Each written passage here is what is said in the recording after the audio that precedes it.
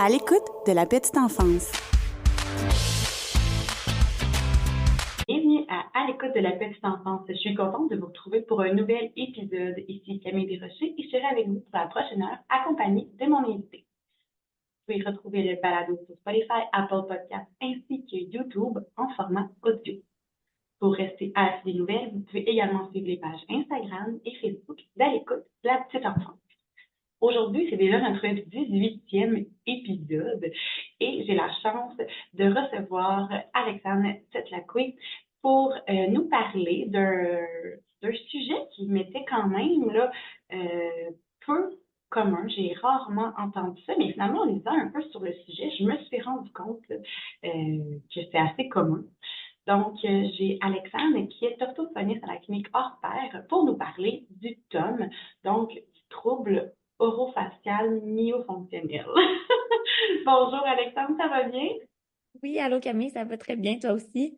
Oui, merci. Et je précise là qu'on est en format aujourd'hui Zoom. Donc, moi, je suis en studio, Alexandre est chez elle. Donc, c'est pour ça, là, peut-être qu'il y a un petit clash dans nos voix, mais je pense que ça va bien s'harmoniser.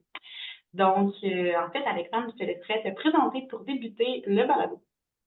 Oui, bon, ben moi, je suis orthophoniste depuis maintenant 3 ans. Je vais bientôt être maman d'une petite fille, là, encore moins d'un mois avant son arrivée. Oui, félicitations. Je suis originaire là, de Thetford Mines, mais je demeure maintenant sur la rive sud de Québec. J'ai fait mon bac en psychoéducation à l'Université Laval, suivi de ma maîtrise en orthophonie. Ma formation TOM là, pour pratiquer le TOM, en fait, je l'ai fait là, tout de suite après avoir terminé ma maîtrise en orthophonie. Donc, ça va bientôt faire aussi 3 ans que je travaille avec cette clientèle-là. Euh, puis depuis la fin de mes études en 2021, là, je travaille à la clinique hors pair sur la rive sud de Québec. Puis sinon, dans ma vie personnelle, là, j'aime beaucoup le plein air, la course à pied, les randonnées, jouer au golf, faire du ski alpin. Puis j'aime aussi voyager. Ah, super. Une belle vie remplie, là. Tu t'ennuies pas. Puis, félicitations, je suis vraiment contente. En fait, là, c'est vous à la clinique là, qui m'avez vraiment suggéré de faire un épisode sur le tome. Donc, je suis vraiment contente là, que ça soit une initiative de vous. Donc, je suis convaincue qu'on va être et moi et les auditeurs là, bien outillés à la fin de l'épisode. Donc, est-ce que tu peux en fait là, nous dire ce que c'est? Oui, le TOM, comme tu l'as nommé tantôt, c'est l'acronyme pour trouble, pardon, orofacial myofonctionnel. Si je vous définis le TOM, c'est quand les muscles de la bouche et du visage font pas les mouvements adéquats, puis ça nuit à la croissance, au développement, puis aussi au fonctionnement des différentes parties de la bouche et du visage. Euh, Fait que c'est la Ouais. définition un petit peu théorique là, du TOM. Euh, Oui. Comment ça se manifeste? Là, c'est de dire un peu, oui, comment ça se manifeste, mais dans les répercussions sur le quotidien des gens qui sont atteints de ça. Bien, souvent, qu'est-ce qu'on observe chez les enfants qui ont un TOM ou en fait, ça peut apparaître à n'importe quel âge le TOM. Fait que là, nous, on va parler plus spécifiquement là, des enfants d'âge préscolaire parce que c'est la thématique de ton podcast. Mais Oui. ça peut se développer à n'importe quel âge. Fait quand c'est ça, autant les enfants que les adultes. Puis, c'est ça, comment ça se manifeste là, chez un enfant? Ça va être souvent un enfant qui a la bouche ouverte ou entrouverte qui a la langue avancée quand sa bouche est au repos ou quand il avale. Fait que la langue est comme sortie des fois au-delà des dents même. Euh, un enfant qui bave beaucoup ou qui a un mauvais contrôle moteur après l'âge de 2 ans. Fait que c'est sûr que les jeunes enfants, on s'entend, ça bave là, avec la poussée des dents et tout, mais dépasser deux Absolument. ans, dépasser 2 ans là, quand il y a encore un mauvais contrôle moteur ou quand il y a encore une salivation là, de la bave, finalement, c'est un signe de TOM. Sinon, quand l'enfant mange, s'il y a des écoulements de nourriture, c'est ça, quand il y a de la nourriture qui tombe de sa bouche quand il s'alimente. Sinon, quand il y a de la salive qui s'écoule de la bouche de l'enfant quand il parle ou quand il est au repos. Puis, sinon, ça peut être un enfant qui a des anomalies aussi au niveau des structures de sa bouche. Fait que des fois, une malocclusion dentaire. Donc, quand les dents du haut sont pas bien alignées avec les dents du bas ou un frein lingual restrictif. Donc, là, souvent, on va parler d'une langue en forme de cœur là, quand le frein de la langue est trop court. OK. Puis, Puis ça, dans J'en ai le fond, d'autres manifestations si tu veux. ah mon Dieu, pardon, hein, oui, continue, continue. Un enfant qui parle sur le bout de la langue aussi, OK. chez qui on entend un chelintement quand il parle, ou sinon un enfant qui a une habitude de succion non nutritive après 12 mois. Fait que, par exemple, sucer son pouce, sucer ses doigts ou encore avoir la suce, là, ça peut occasionner un tome aussi.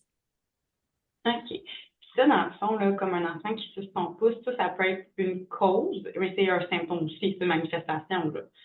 Oui, exactement. Ben, c'est ça, ça peut causer le tome à cause que la langue va être mal positionnée. En fait, la langue va être souvent comme emprisonnée, si on veut, en dessous de la suce ou en dessous du pouce. Puis ça cause le développement d'un mauvais patron moteur au niveau de la langue. Donc, c'est ça. J'en profite là, pour vous parler, vous mentionner en fait qu'on fait un épisode là, sur le développement langagier avec une orthophoniste. Donc, j'ai laissé aussi le lien en commentaire. Si jamais, là, comme là, on parlait de l'autisme, on en a parlé aussi un petit peu là, dans cet épisode-là. Donc, si jamais vous voulez aller l'écouter avant, pendant, après, libre à vous, je vais la mettre en description. Mais revenons à nos moutons. Et si on parle de prévalence, là, combien de personnes, en fait, là, c'est quoi la prévalence là, du tome?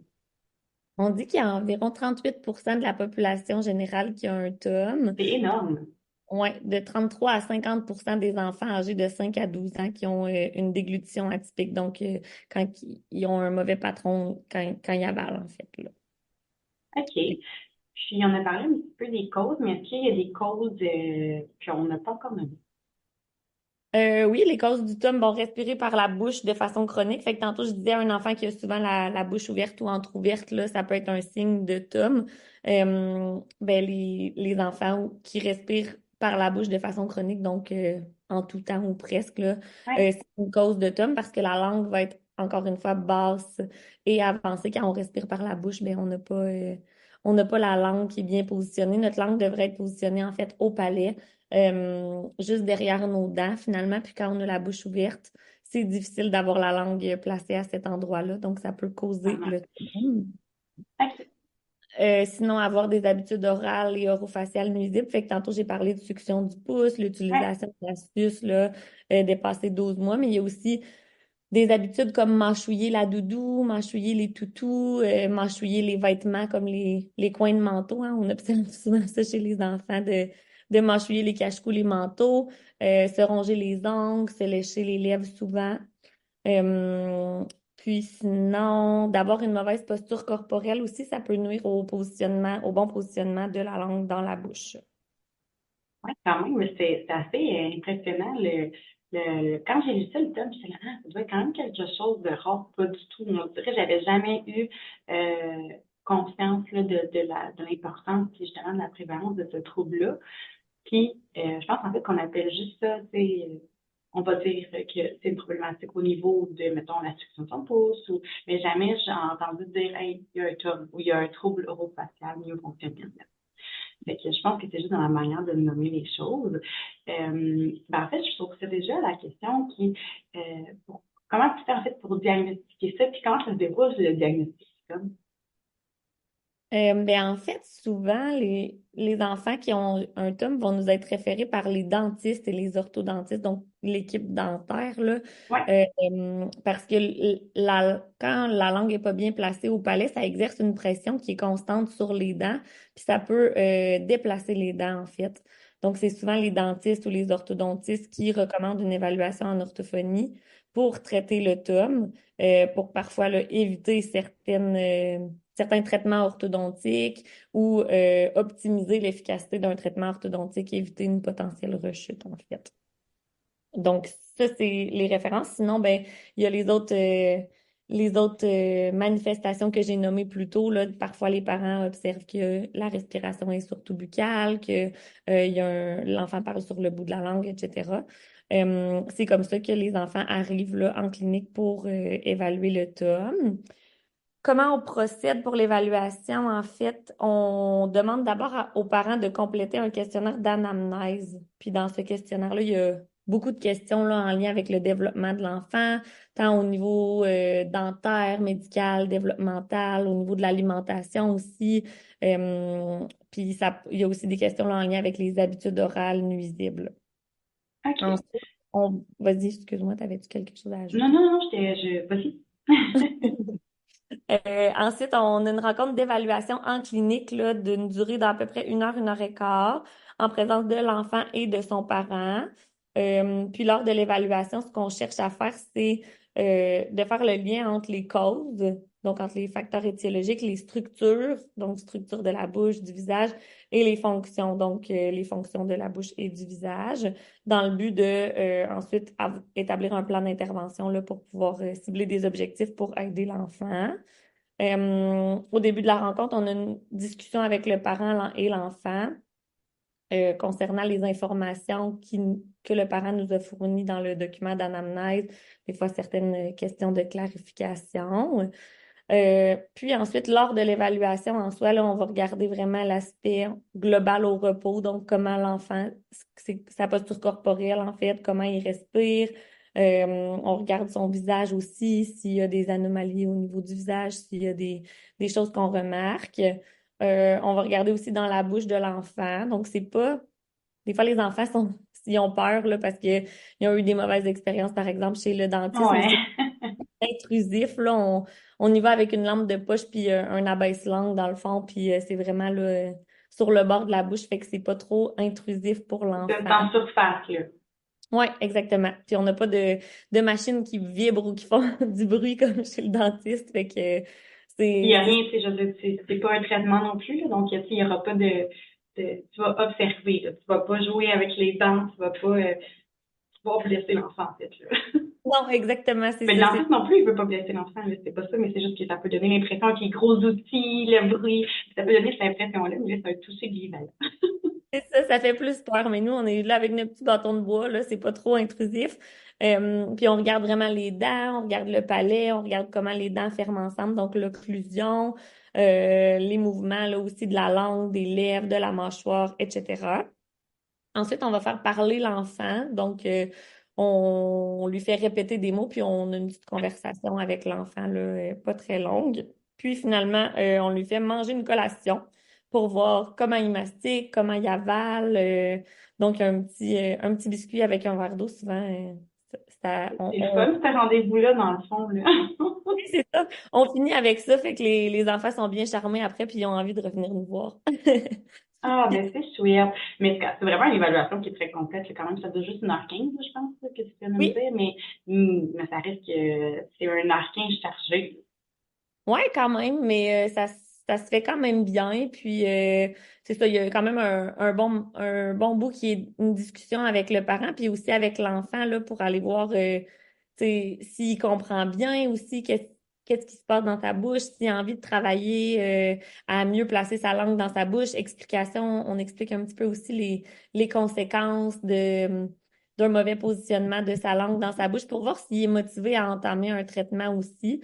Ouais. Même chose là, si c'est une problématique au niveau de la succion du pouce ou de l'usage de la suce, faut que l'enfant soit prêt puis soit motivé à cesser cette habitude-là parce que si c'est juste le parent qui a envie que son enfant arrête de sucer son pouce ou d'utiliser sa suce, ben c'est plus difficile d'avoir des résultats. Il faut vraiment aller chercher une motivation chez l'enfant aussi, là. Oui, puis tu es là aussi pour ça, là, et un peu allumer, attiser cette motivation-là chez l'enfant en lui expliquant les vraies choses, puis Ouais, en utilisant les moyens d'intervention, j'imagine, pour l'amener euh, à ce qu'il adhère, en fait, là, à ce changement chez lui, là, pour son bien. exactement.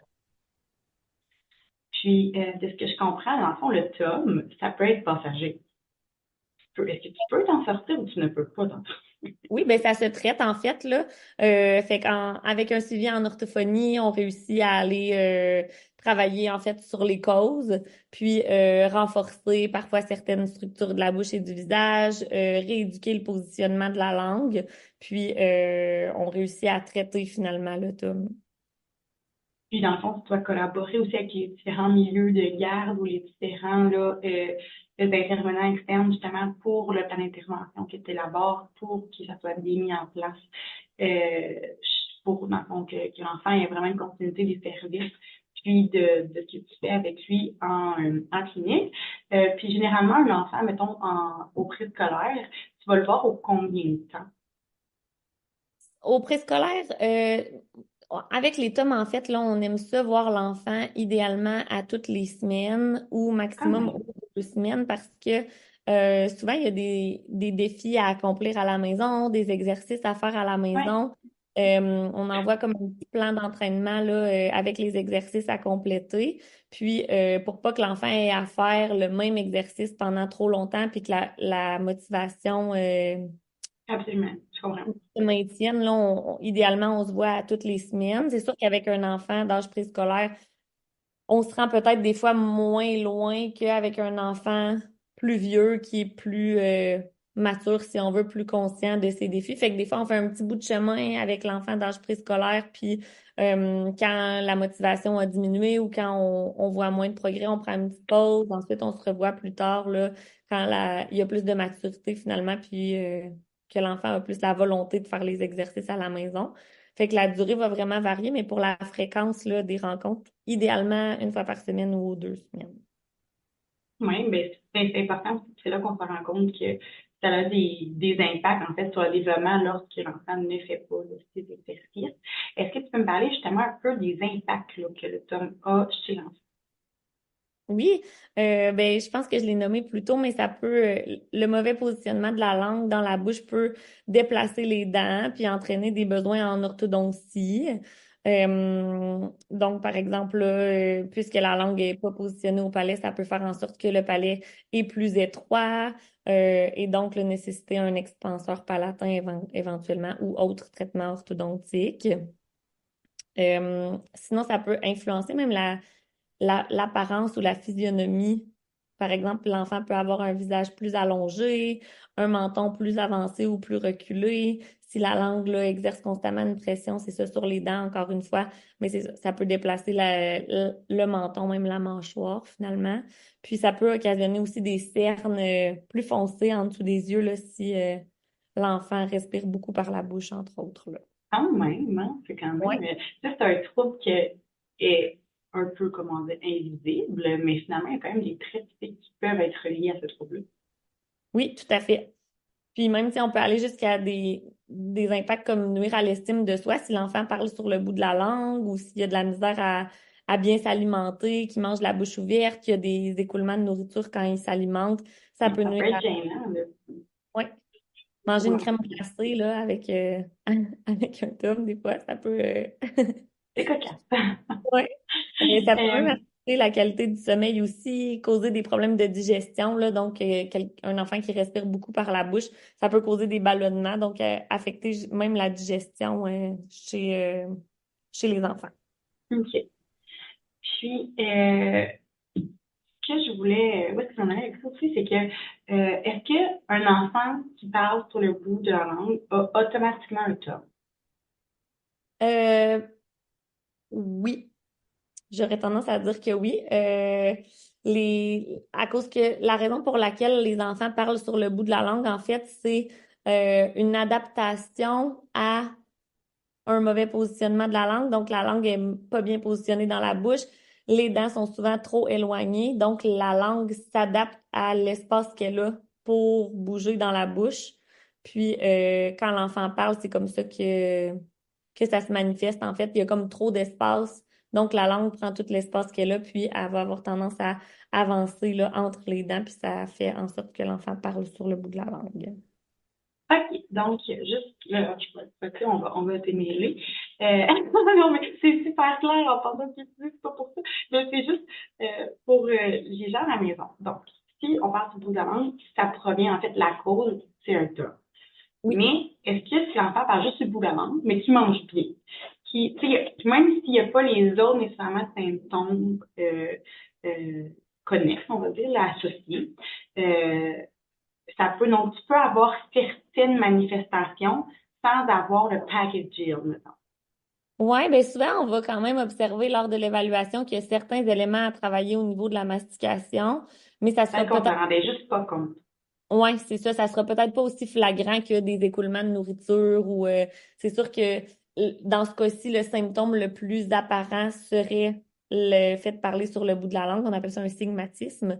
Mais il pourrait quand même avoir d'autres choses à travailler là, au niveau de la mastication aussi, mais qui est peut-être moins apparent. Par contre, là, c'est dans pas mal tous les cas, là, la langue n'est pas bien placée au palais, au repos.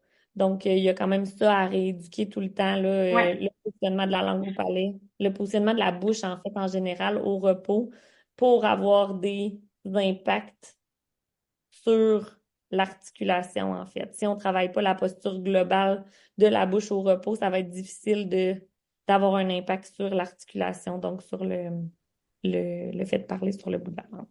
exact. OK. Donc là, si vous avez compris, vraiment pas parce que vous dites, ah, moi, mon enfant ne fait que parler sur le bout de la langue. Peut-être qu'il y a d'autres petits symptômes que nous, à la maison, on n'est pas assez outillés pour les détecter, mais que finalement, on arrive en évaluation orthophonique, puis que on trouve que justement, il y a des caractéristiques associées que l'enfant avait, mais qu'on ne les jugeait pas nécessairement problématiques. Mais que finalement, ça a une influence sur le fait des passer de langue, sur le fait de manger avec une certaine difficulté les coups dans la nourriture, respirer toujours par la bouche, etc. Donc, pas parce que l'enfant a juste un symptôme qu'on juge visible ou qui peut nous agacer un petit peu plus que les autres ne sont pas présents. Donc, ne pas hésiter là, justement à consulter si jamais on a un doute en fait là-dessus. Exact, c'est un bon résumé. Puis tu sais aussi, je pense qu'on va y venir probablement là, à l'intervention, mais si, par exemple, la mastication, une priorité pour l'enfant ou pour ses parents, on n'est pas obligé de travailler la mastication si c'est pas problématique dans le quotidien.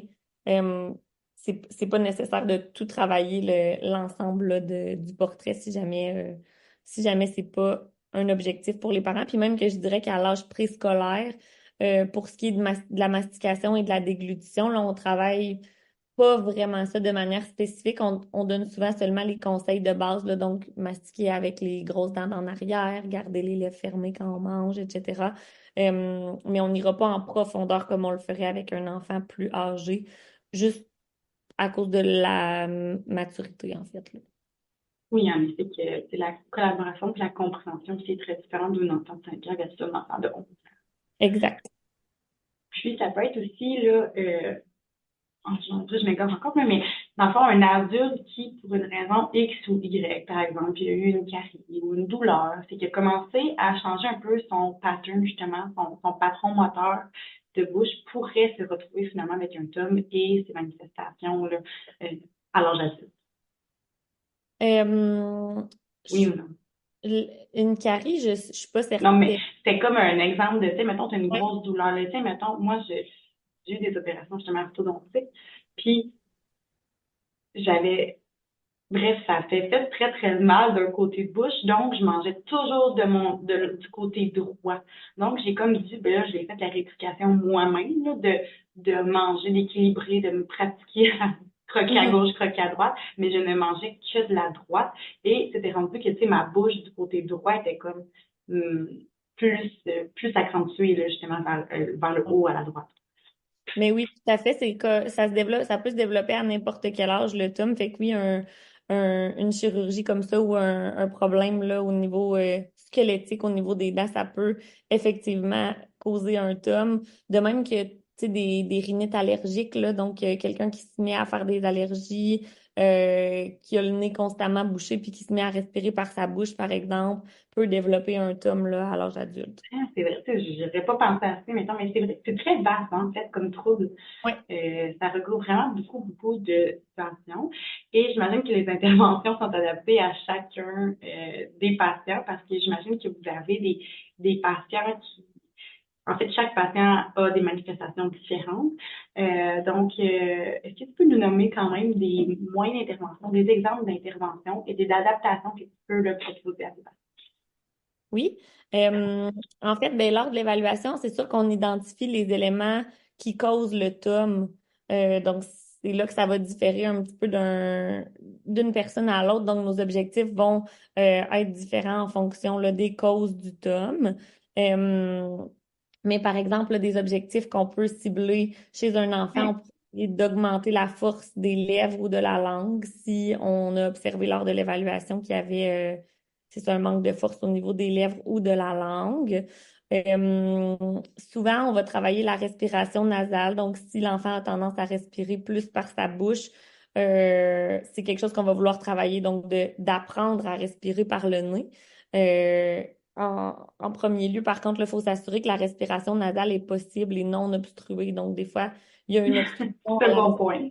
Oui, c'est ça. Donc, des fois, les fameuses végétations Ouais. adénoïdes chez les jeunes enfants, si on a un doute que la respiration par le nez n'est pas possible, on peut faire les références en ORL là, pour aller investiguer davantage. C'est sûr qu'on n'essaiera pas d'amener l'enfant à respirer par son nez si c'est pas possible pour lui, en fait, ou si c'est difficile pour lui.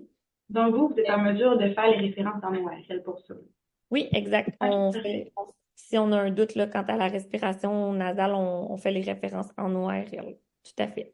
Génial.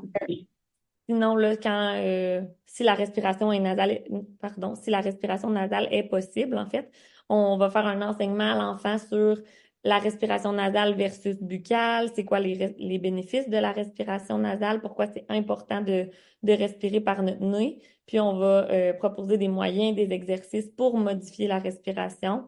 Puis, l'enfant va devoir pratiquer ça finalement à la maison le plus souvent possible avec son parent. Donc, des exercices comme, par exemple, mettre un bâton de popsicle entre les lèvres, puis essayer de le maintenir le plus longtemps possible en respirant par le nez pendant qu'il écoute, par exemple, une émission à la télé ou pendant qu'il lit une histoire, là. Quand même, c'est des beaux défis. Ouais. Sinon, on a Puis, souvent des ouais. habitudes orales nuisibles aussi à travailler. Donc, comme on les nommait plus tôt, le sucer son pouce, ronger ses ongles, l'usage de la suce. On va travailler à les éliminer s'il y en a, si l'enfant est prêt, évidemment, à éliminer cette habitude-là. Puis à cette étape-ci, c'est important que les parents soient accompagnés euh, pour que ça reste dans une approche positive, pour pas renforcer finalement les mauvaises habitudes. Fait qu'il y a vraiment un processus qu'on met en place là, pour éliminer ces habitudes-là, puis rester quand même dans une approche positive pour que l'enfant, c'est ça, pour que ça Ouais, soit faut une pas belle expérience finalement. exact, faut pas qu'il développe une aversion là, envers ses rendez-vous orthophoniques parce que quand il va là, il sait qu'il se fait dire qu'il faut toucher son pouce. Là. C'est ça aussi qu'il faut. En fait, c'est un beau défi dans votre, dans votre travail là, d'amener un enfant à défaire une habitude mauvaise. C'est l'adulte, c'est difficile, des fois on manque de volonté, mais ou de motivation, de temps, de peu importe, mais chez un enfant qui est guidé instinctivement par ses envies, c'est sûr que c'est un défi supplémentaire. Oui, exact. Mm. Oui, donc là, on a parlé là, de l'intervention justement au niveau des mauvaises habitudes, au niveau de la respiration par le nez. Est-ce qu'il y en avait d'autres? Oui, on va travailler aussi en parallèle là, tout le temps, en fait, là, la posture de bouche au repos. Donc, comment on place notre langue, comment on place nos mâchoires, donc notre mandibule et nos lèvres quand on est au repos.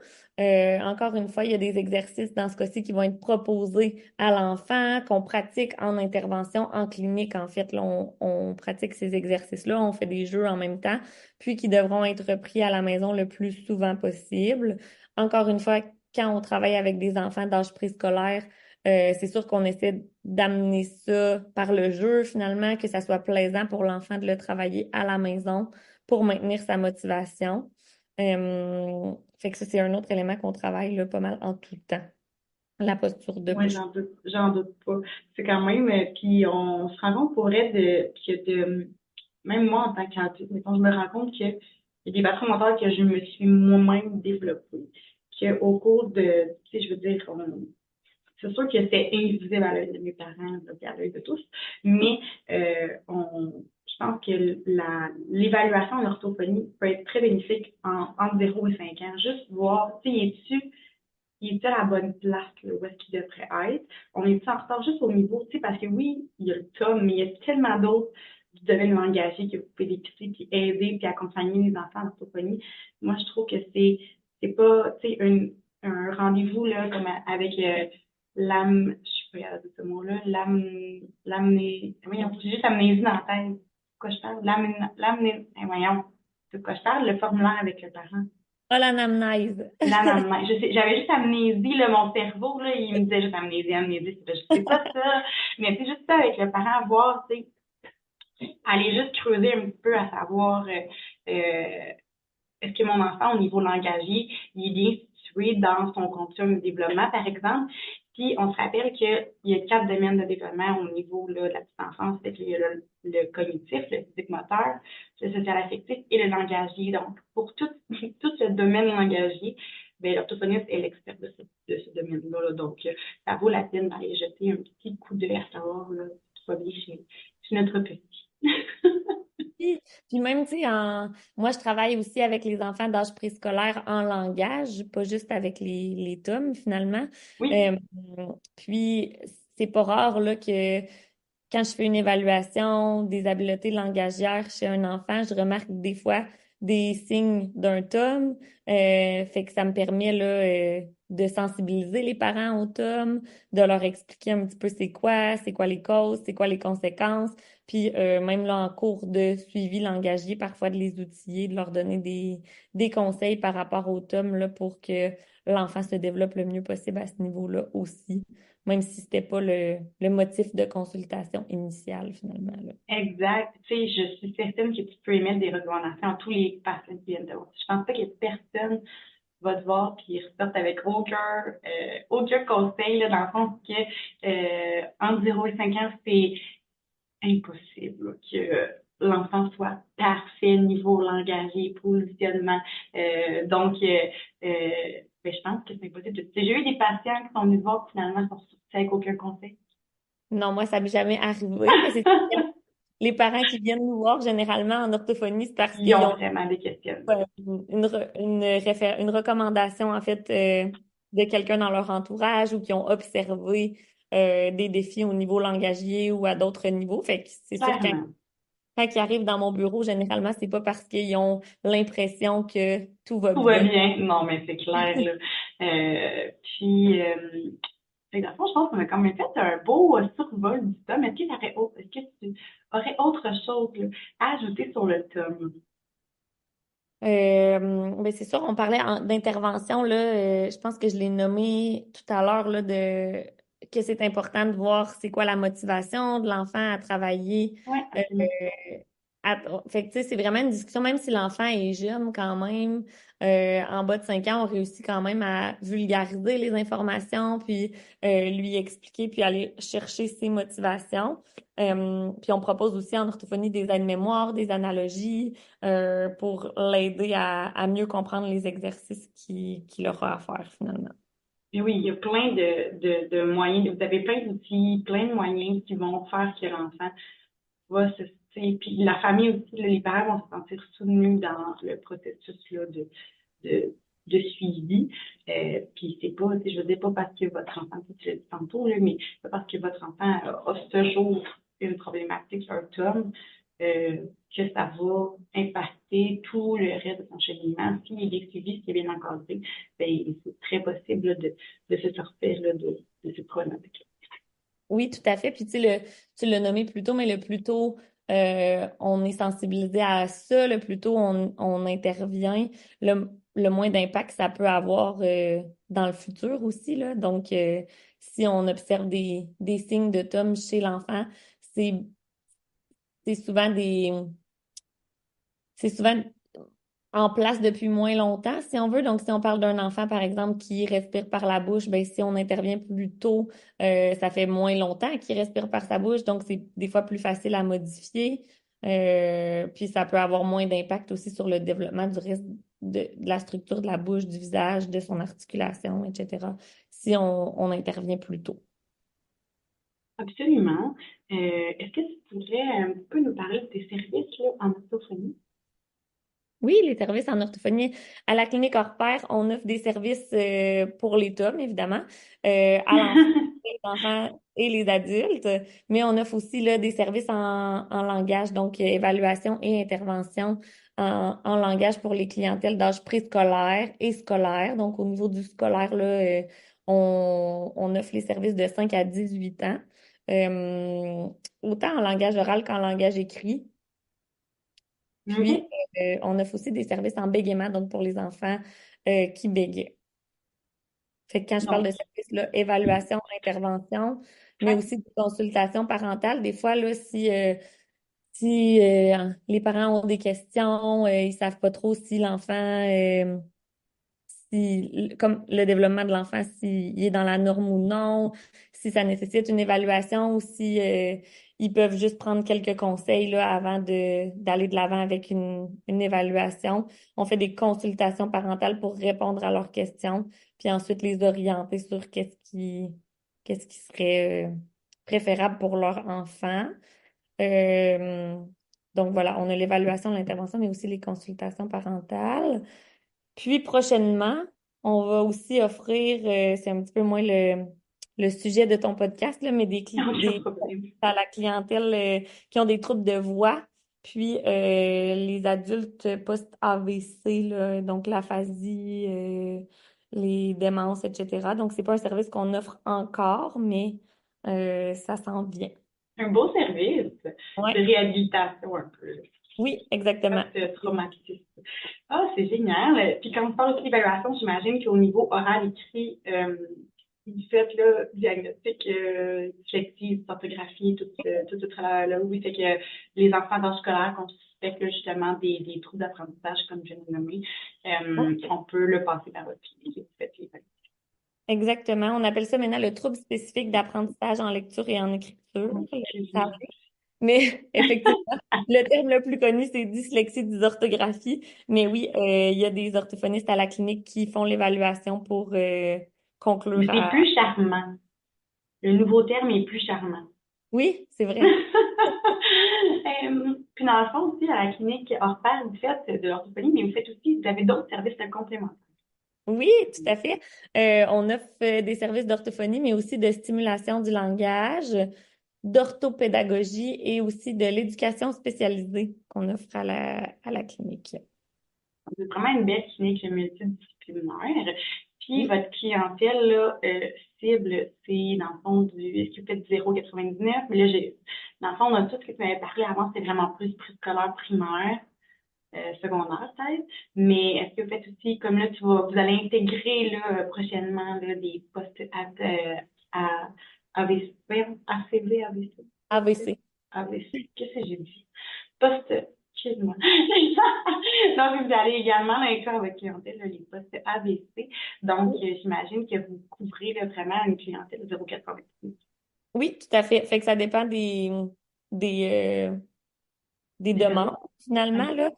Des services comme en orthopédagogie, on offre les services au primaire et au secondaire. Collégial, là, je suis pas certaine, mais primaire, secondaire, certainement. En orthophonie, ben, dépendamment, tu sais, en tome, c'est vraiment 0,99 ans. Sinon, pour ce qui est du langage oral et écrit, c'est plutôt 5 à Dans ce 18 cas-là. ans. OK. Ouais. Fait que ça va Ce qui jusqu'à est 18 là. ans. Mm. Ce qui est un peu l'ange scolaire. OK. Écoute, est-ce que tu aurais une mot de la fin, un petit coucou à faire, une salutation particulière? Ben oui, ben en premier lieu, là, je voudrais te dire merci euh, pour l'invitation à participer à ton podcast. C'était vraiment une très belle opportunité.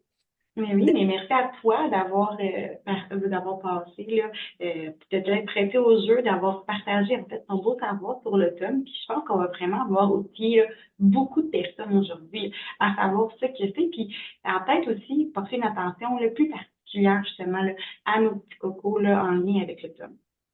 oui, ben j'espère que ça va avoir sensibilisé les parents au Bien. tome. Puis sinon, là, je pense que je l'ai nommé plus tôt, mais pour les parents qui nous écoutent, si vous avez des doutes que votre enfant pourrait présenter un TOM, n'hésitez pas à contacter une orthophoniste qui est spécialisée là, avec cette clientèle-là, qui pourra répondre à vos questions, savoir mieux vous guider aussi. Dans le domaine du développement de l'enfant, on sait que intervenir plus tôt, c'est toujours mieux. Euh, Absolument. fait que je dirais aux parents de suivre leur instinct, hein, souvent ça trompe pas, Ah oui, puis de ne pas hésiter à aller chercher des réponses à vos questions. absolument. merci à toi. Puis moi, j'ai pris le temps de remercier le Capucin, qui est une boutique éco-santé pour la famille, qui vont te fournir en fait un petit paquet cadeau que je vais t'envoyer chez toi, qui va être très utile étant donné que tu vas être nouvellement maman. Donc, encore félicitations à toi. Et je remercie aussi le studio du CFU 89.1 FM de me permettre de réaliser ce beau projet. Et le dernier remerciement à vos auditeurs là, qui sont fidèles au poste et qui écoutent, commentent et m'écrivent sur le balado. Et n'hésitez pas à le faire, tout se dit positif comme négatif. Tout est dans la manière de le dire. Donc, vous pouvez aller suivre le balado sur les différentes plateformes. Tous les liens vont être dans la description, ainsi que les liens là, de la clinique hors pair. Ça me fait penser à, il y a plusieurs cliniques hors pair. Donc, Oui, est-ce que tu peux te dire les localisations de ces cliniques? Je ben vais oui, l'ajouter. on était en train d'oublier. Mais oui, on a une clinique, une succursale à Thetford Mines, une succursale aussi sur la rive sud de Québec, là, à Charny, tout près des ponts. Puis, nouvellement, là, on a une orthophoniste qui pratique à Roberval. OK. Puis sinon, on a des orthopédagogues qui travaillent à l'école Vision Rive-Sud, sur la rive sud de Québec, en fait. Ah, génial. La télépratique aussi, on a des orthophonistes qui travaillent en télépratique. Donc, si vous n'êtes pas situé là, ni à Thetford, ni sur la rive sud de Québec ou Roberval, pardon, on a aussi des services en télépratique là, via Zoom, en fait. Génial. Bon, ben, merci. Et c'est ce qui conclut le balado du jour. Donc, merci mille fois et on se dit à la prochaine.